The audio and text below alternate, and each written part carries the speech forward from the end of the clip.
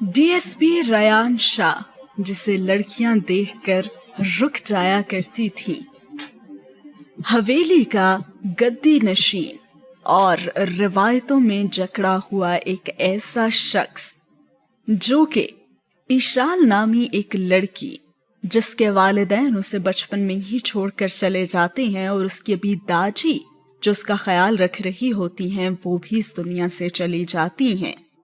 एक मासूम छोटी सी बच्ची जो कि मैट्रिक क्लास की स्टूडेंट है, उसके इश्क में गिरफ्तार हो जाता है और दादी जाने से पहले उसका निकाह इशाल से कर देती हैं। लेकिन उसका वो बचपना और दुनिया की हकीकतों और तल्ख हकीकतों से वो बिल्कुल नावाकिफ है। कैसे संभालेगा वो उसे, कैसे रखेगा उसका ख्याल और कैसे अपनी हवेली की रिवायतों के खिलाफ जाकर बहू बनाएगा उस हवेली की, जहां पे पहले से ही कोई उसकी मुंतजिर है, उसके इंतजार में बैठी है, कोई उससे पहले से ही बचपन से उसकी मोहब्बत में गिरफ्तार है। कैसे इन सब के खिलाफ जाकर वो इस मासूम लड़की इशाल का रखेगा ख्याल और कैसे हर कदम पे उसको ज़माने की मुश्किलात और तकलीफों से रखेगा दूर। एक बहुत ही खूबसूरत मोहब्बत की दास्तान डीएसपी रयान शाह और इशाल की। तो चलिए वीडियो को शुरू करते हैं। जो दिन जो उम्र बच्चों के खेलने कूदने और जिंदगी को यादगार बनाने के होते हैं, उन दिनों उस बच्ची का निकाह हो चुका था। उसके सारे ख्वाब उसकी आंखों से छीन लिए गए थे, जो उसने अभी देखने भी शुरू नहीं किए थे। वो ख्वाब देखती भी क्या जिसके माँ बाप भाई बहन रिश्तेदार कोई भी ना हो। उसकी एक दादी, वो भी उसे अल्लाह के हवाले करके खाल के हकीकी से जा मिली थीं और एक ऐसे शख्स के साथ ऐसे बंधन में जोड़ चुकी थीं वो उसे कि आइंदा कभी वो ख्वाब देख ही ना पाए। उसे उस शख्स की उम्र से कोई लेना देना नहीं था, पर यह बंधन उसके जहन को बहुत मुतासिर कर चुका था। वो अभी 2 घंटे पहले ही होशो हवास में आई थी। उन दोनों का निकाह हो चुका था और रयान उसे अपने घर ले आता है, क्योंकि अब दादी भी नहीं थी और उसका एक ही सहारा बस रयान शाह था। और उस मासूम लड़की ने तो दुनिया देखी ही कब थी जो वो अकेली रह जाती। रयान भी ऐसा नहीं चाहता था कि वो अकेली रहे, और अब वो उसकी जिम्मेदारी थी और वो अपनी जिम्मेदारियों को निभाना तो अच्छे से जानता था। तुम यहाँ सुकून से रहो, कोई भी परेशानी हो या किसी भी चीज की जरूरत हो तो मुझे बता देना, ठीक है? और उसने इस बात में सर हिला दिया। रयान अपने रूम में आकर सोचने लगा कि अब हवेली में कैसे ये खबर देनी है, और ये बात तो वो किसी को फोन पे बता भी नहीं सकता था, और उसे पता था कि उसकी बातें सुन के आगा जान ने तो कयामत ही बर्पा कर देनी है। वो अपने फैसले दूसरों को कब खुद करने देते थे जो रयान कर चुका था, लेकिन अब तो कुछ हो भी नहीं सकता था। और साथ ही हुआ ये सीन खत्म, जबकि दूसरी तरफ हवेली का सीन शुरू होता है, जहां पे आगा जान अपने बेटे नवाज शाह को हुक्म जारी करते हुए कहते हैं, कॉल करो इसे और कहो कि फौरन पहुंचे हवेली। और साथ ही ऊपर खड़ी टेरेस पे अरीबा तो खुशी से झूम ही उठती है कि अब वो बस उसका हो ही जाएगा, क्योंकि ये फैसला तो आगा जान का था और उनके सामने किसी को बोलने की कोई हिम्मत ही नहीं होती थी। तो फैसले से इनकार करना तो दूर की बात थी। हमेशा वो अपनी मनमानियां करते हुए आए थे, तभी आज उनका बेटा और पोता उनसे दूर था। दूसरी तरफ दिखाया जाता है कि इशाल रयान के घर में आ जाती है, लेकिन उसे बहुत भूख लगी होती है, लेकिन वो बेचारी बोलती किसी को भी नहीं, क्योंकि उसको सुनने वाला भी तो कोई नहीं था। पर जब ज्यादा देर गुजर गई तो वो किचन में खुद ही आ गई। उसे पूरे किचन में एक चॉकलेट जार के अलावा कुछ नजर ही नहीं आया, तो उसने वही चॉकलेट जार उठाकर उंगलियों से खाना शुरू कर दिया। اتنی دیر میں ایک عورت اسے نظر آئی جو یہاں کام کرتی تھی، اور اس نے کہا، بیٹا جی اس کو نا بریڈ پہ لگا کے کھاتے ہیں، آپ ایسے نہ کھائیں، اور اگر صاحب نے دیکھ لیا نا تو ڈانٹ پڑے گی آپ کو، ان کو کچن میں گند بالکل پسند نہیں ہے۔ وہ عورت ایک ہی سانس میں اسے یہ سب کچھ بتا کے چلی گئی، اور اب اس بیچاری چھوٹی سی لڑکی کو بریڈ کی کیا سمجھ تھی، وہ تو میٹرک پاس بھی نہیں تھی، اور وہ اسی طرح انگلیوں سے کھاتی رہی۔ ریان جو کھانا کھانے ابھی آ رہا تھا اس کو دیکھ کے مسکرانے لگا، اور پھر فریج سے بریڈ نکال کر اس کے پاس آ کر جار اسے دے دیتا ہے۔ اس کو ڈبل روٹی پہ لگا کے کھاتے ہیں، وہ اسے سلائس پکڑاتے ہوئے بتاتا ہے اور خود کے لیے کھانا نکالتا ہے۔ تمہیں بھی بھوک لگی ہوگی نا، نکال دوں کھانا تمہارے لیے؟ وہ اس سے پوچھتا ہے، اور اشال جو بھوکی بیٹھی ہوتی ہے فوراً سر ہاں میں ہلا دیتی ہے۔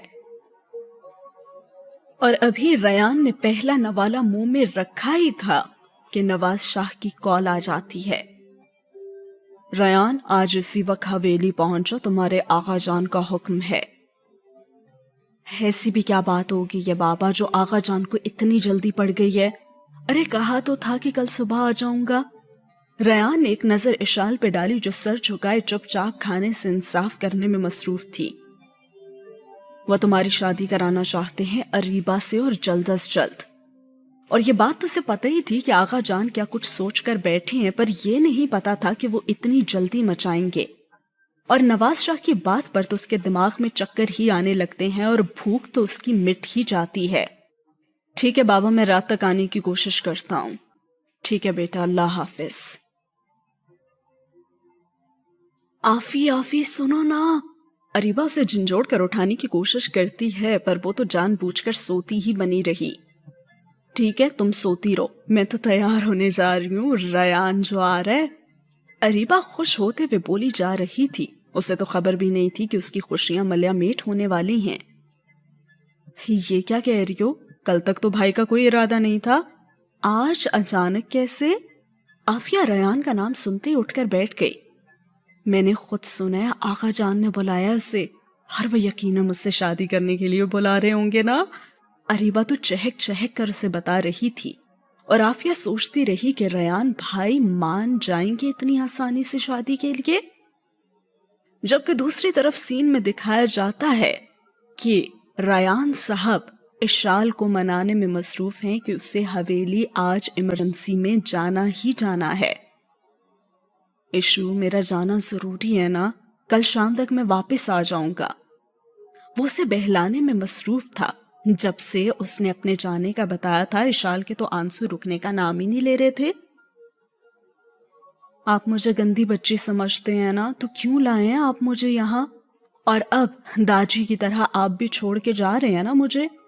اور اس کے آنسو تو رکنے کا نام ہی نہیں لے رہے تھے۔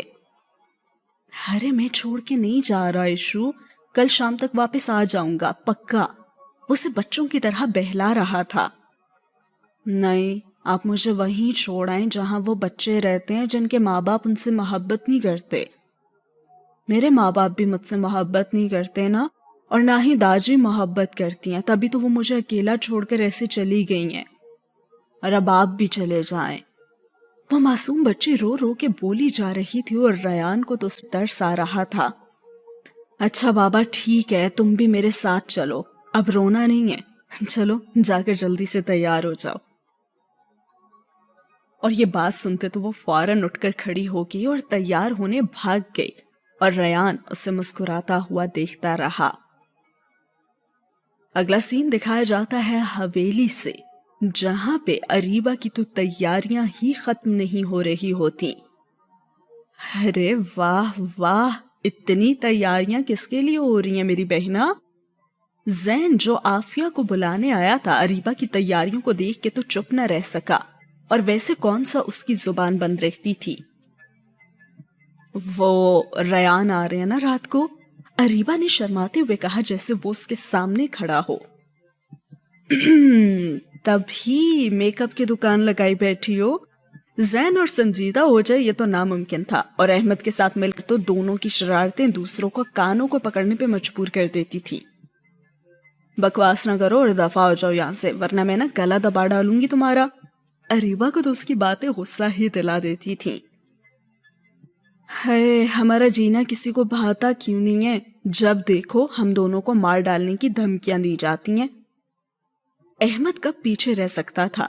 जहां जैन वहां अहमद ना हो, ऐसा भी तो नहीं हो सकता था। वैसे तुम दोनों की जो हरकतें हैं ना, वो मार डालने वाली हैं। रायान को आने दो, मैं शिकायत लगाती हूँ तुम दोनों की। और अरीबा का तो गुस्सा सातवें आसमान तक पहुंचने वाला था। वो दोनों भाग गए कि आगा जानी कहीं सुन न ले उनकी बातें, और फिर जो क्लास लगनी थी वो रात तक चलती रहनी थी।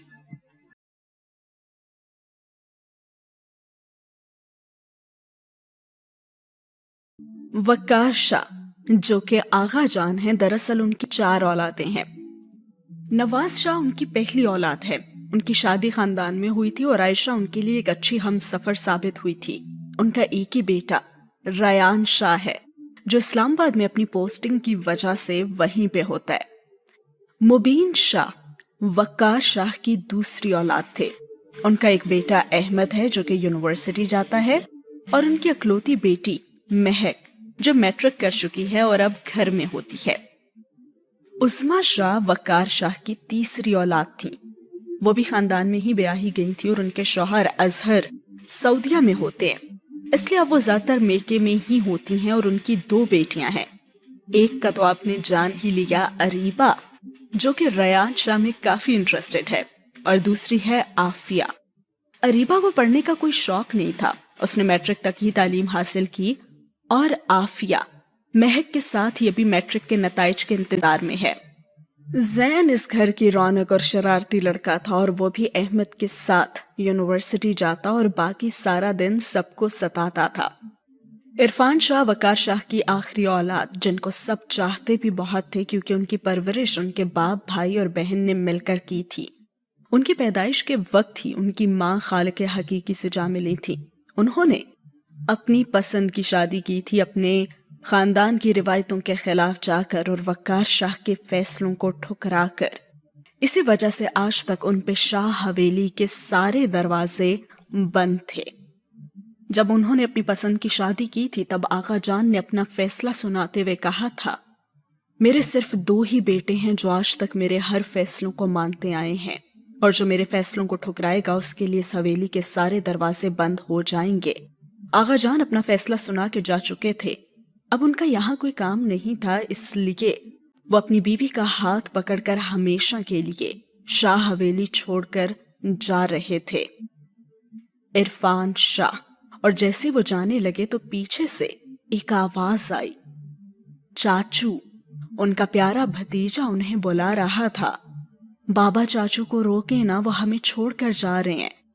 वो 5 साल का बच्चा अपने बाप को झंझोड़ रहा था, पर उसके बाबा उसे वहीं छोड़कर अपने कमरे की तरफ बढ़ गए थे। चाचू, आप हमें छोड़कर ना जाए ना, प्लीज चाचू। वो रो रो के अपने चाचू को रोकने वाला सिर्फ एक ही था, और इरफान ने उसे अपने साथ लगाकर उसके आंसू साफ किए। अरे मेरा भतीजा तो रोता नहीं था, वो तो बहुत बहादुर है ना। उसके चाचू उसके लिए चॉकलेट लेने जा रहे हैं। मैं अपने भतीजे के पास वापस आ जाऊंगा। और छोड़कर जाने वाले सिर्फ बहलावे ही दे सकते थे, जो कि इस वक्त इरफान शाह भी अपने भतीजे को दे रहे थे, और बच्चा तब भी उनके बहलावे में नहीं आया था।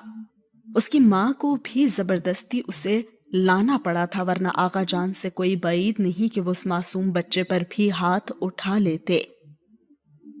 और जब वो वहां से निकलने लगे तो उनकी बेगम ने उनसे पूछा कि इरफान, हम कहाँ जाएंगे? ये उनकी बीवी की आवाज थी जो उनसे सर छुपाने की जगह का पूछ रही थी। फातिमा, ये बात तो हम पहले से ही जानते थे कि आगा जान कभी हमें अपनाएंगे नहीं, और यही बात हमने आपको शादी से पहले बता दी थी। तो बस अब हम शहर जाकर उसी फ्लैट में रह सकते हैं जो कि हमारा है।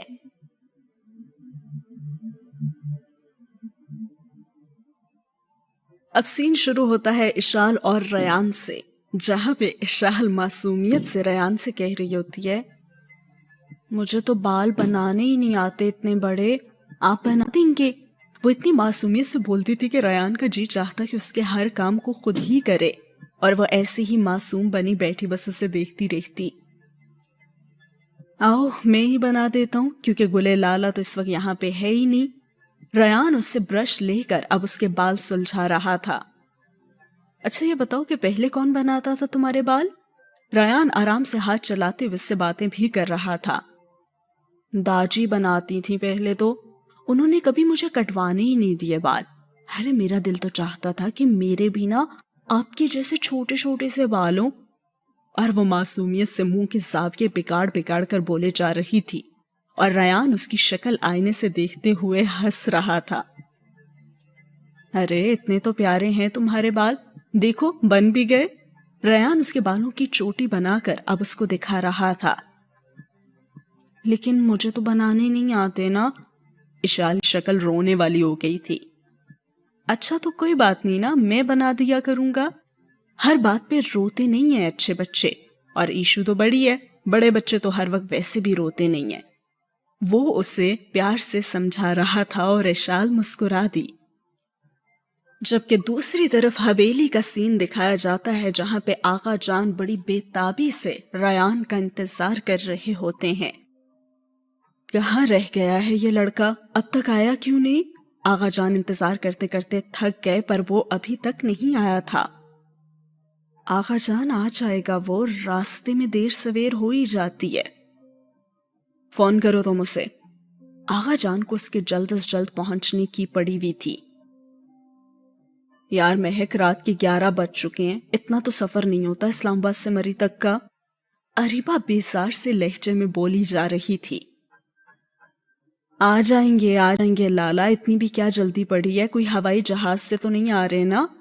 اور مہک کو بھی غصہ آ گیا تھا تو وہ بھی پھٹ پڑی بار بار اریبا کے سوالات سے۔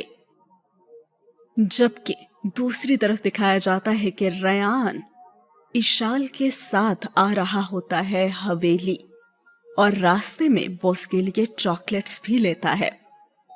یہ لو مزے کرو۔ ریان نے شاپر اشال کی طرف بڑھایا۔ ارے واہ، اتنی ساری چاکلیٹس، وہ بھی میری ساری پسندیدہ۔ اشال چاکلیٹ کا ریپر اتارتے ہوئے بولی۔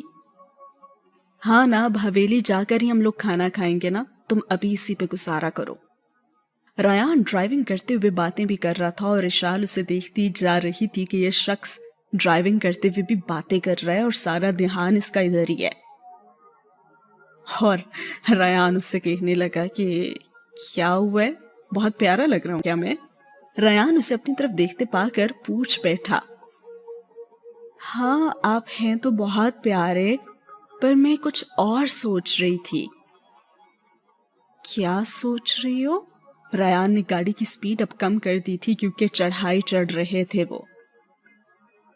میں یہی سوچ رہی تھی کہ آپ گاڑی چلاتے ہوئے بھی باتیں کیسے کر رہے ہیں؟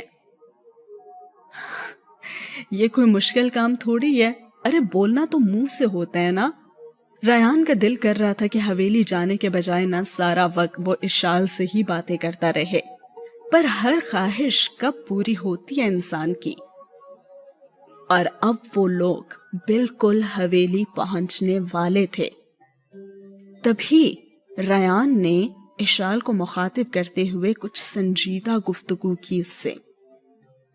ایشو میری ایک بات غور سے سنو۔ ریان موڑ کاٹتے ہوئے بولا۔ جی بولیں۔ اشال اس کی طرف متوجہ ہو گئی۔ تم نے وہاں جا کر نا میرے ساتھ سب کو سلام کرنا ہے، اور میں جب کمرے میں جانے کا بولوں گی نا تب میرے کمرے میں چلے جانا ہے، ٹھیک ہے؟ جی ٹھیک ہے، لیکن وہ مجھے آپ کے کمرے کا پتہ کیسے چلے گا؟ اشال سوچتے ہوئے بولی۔ جس طرف میں اشارہ کروں گا نا وہاں جانا ہے، اور تھوڑی دیر آرام بھی کر لینا ہے۔ وہ اس بات میں سر ہلا گئی۔